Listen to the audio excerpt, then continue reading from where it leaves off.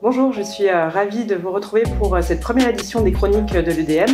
Et aujourd'hui, pour cette première édition, nous avons la chance de recevoir Valérie Kopp, qui est représentante de la ZAC et qui est donc chargée de l'administration, de l'organisation des meetings et également du recrutement.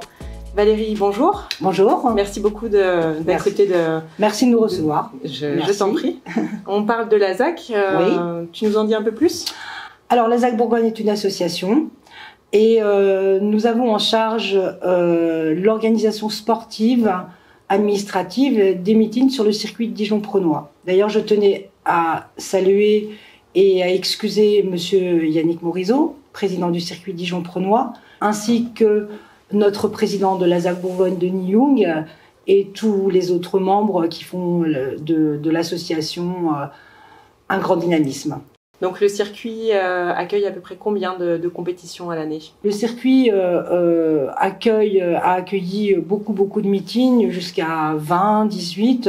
Aujourd'hui, on est en période post-Covid, donc on est sur un calendrier un petit peu plus léger, on va dire une douzaine de meetings sur l'année 2022 est prévue. On s'est retrouvés aujourd'hui dans le cadre de la Semaine de l'Automobile. Oui. On a repris contact pour que tu viennes proposer une information collective à des jeunes du pôle automobile, donc autant des carrossiers que des mécaniciens. Voilà.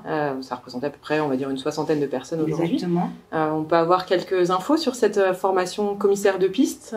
Quelles sont les conditions d'accès, à qui ça s'adresse? Alors, cette formation de commissaire de piste, elle nous tient à cœur avec le CFA, avec l'école des métiers aujourd'hui, puisque ça fait quand même 7 ans qu'on travaille avec vous.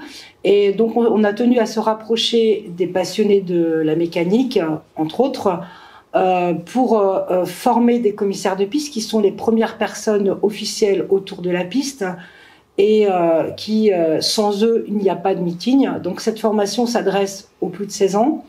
Et elle est indispensable, surtout pour acquérir déjà les premières règles de sécurité, assurer sa sécurité déjà propre, et ensuite à assurer la sécurité de son voisin, des pilotes et puis des spectateurs.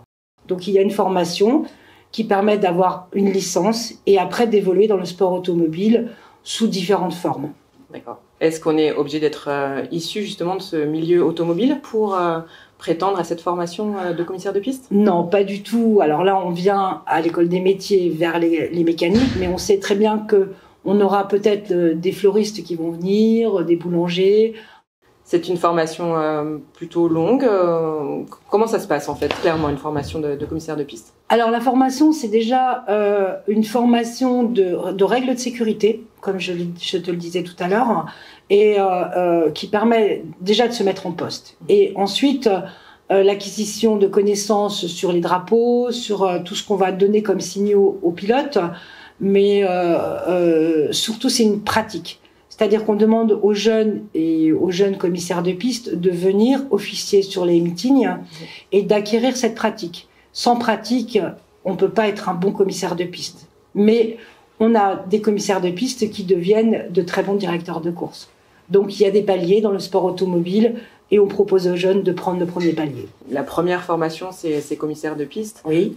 Après, on peut accéder à d'autres formations. Bien sûr. Qu'est-ce que ça apporte à un jeune d'un point de vue professionnel, mais également d'un point de vue humain ? D'un point de vue professionnel, on sait que les jeunes qui vont venir sur un meeting, ils vont être, disons, dans le milieu du sport automobile, ils vont être vendredi, samedi, dimanche ou samedi, dimanche.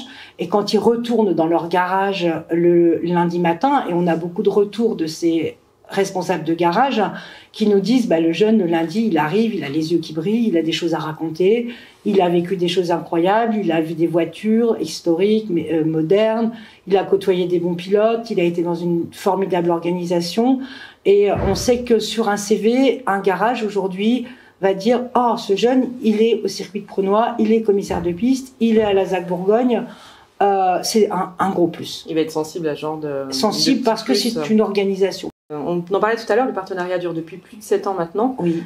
Tu as dû en voir beaucoup, des jeunes donc de l'école des métiers, mais avant CFA Lannou. Oui. Tu as encore des jeunes qui sont encore actifs, on va dire, à la ZAC Bourgogne et au circuit de Prenois. Bien sûr, notre grande fierté quand même, c'est d'accompagner le jeune et de lui faire passer des paliers dans son choix. Donc on a des jeunes qui ont intégré des teams mécaniques, circuits, compétition. On a des jeunes qui sont rentrés dans les écoles de pilotage. On a des jeunes qui sont rentrés dans les écoles de vérification technique des voitures. Et donc, on a des jeunes qui ont eu professionnellement des parcours grâce à leur entrée dans le sport automobile, des gros parcours, dont notre grande fierté, un jeune qui a intégré la FFSA en tant que commissaire technique.